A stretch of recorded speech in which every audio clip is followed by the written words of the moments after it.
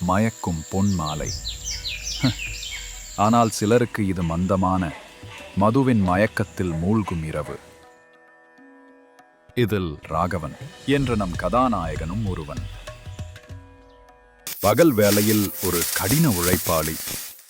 ஆனால் மாலை முதல் இரவு வரை மயக்கத்தில் தள்ளாடும் ஒரு கள்ளுப்பிரியன். அவன் அதை ஒரு வலி நிவாரணி என்று சொல்லிக் கொண்டான். முன்பு உயிருக்கும் மேலாக அன்பு செய்த தனது மனைவி, குழந்தைகளை அன்பு காட்டுவதை முற்றிலும் மறந்துவிட்டான்.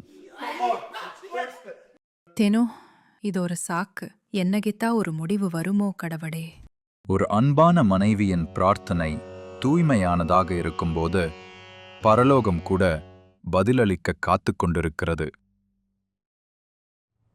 தன்னுடைய தோழியின் ஆலோசனைப்படி மறுவாழ்வு சிகிச்சை மையத்தில் ஒரு மனநல மருத்துவரை சந்தித்து தன் கணவரின் குடிபோதையிலிருந்து விடுதலை பெற முழு நம்பிக்கையோடு பார்வதி புறப்பட்டாள். நீங்க அழறீங்களாம்மா? அம்மா, உங்க மனசு ரொம்ப பாரமா இருக்கு போல தெரியுது. இதுதாம்மா ஜீசஸ் கால்ஸ் ஜெப கோபுரம். இங்க மனசுக்கு சாந்தி, பிரச்சனைக்கு பதிலும் கிடைக்கும்.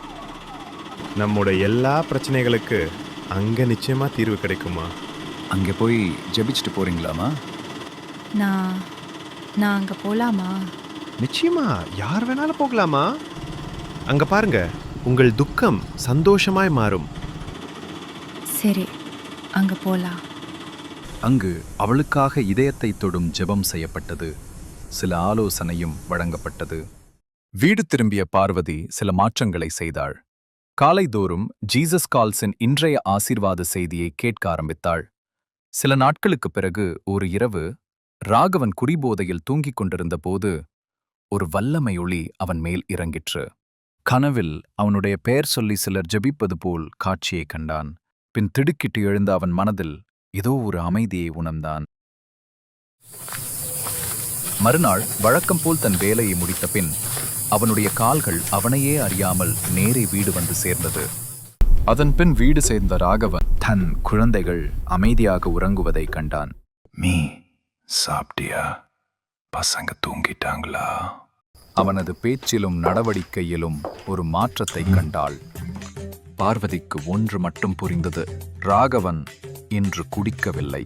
சில நாட்களுக்கு பின்னர் மிக பொலிவுடன் காணப்பட்டான். குடியால் வாழ்வை இழந்த ஒவ்வொரு மனிதனுக்கு பின்னால் ஒரு மௌன பிரார்த்தனை நிற்கிறது, பதிலும் காத்திருக்கிறது.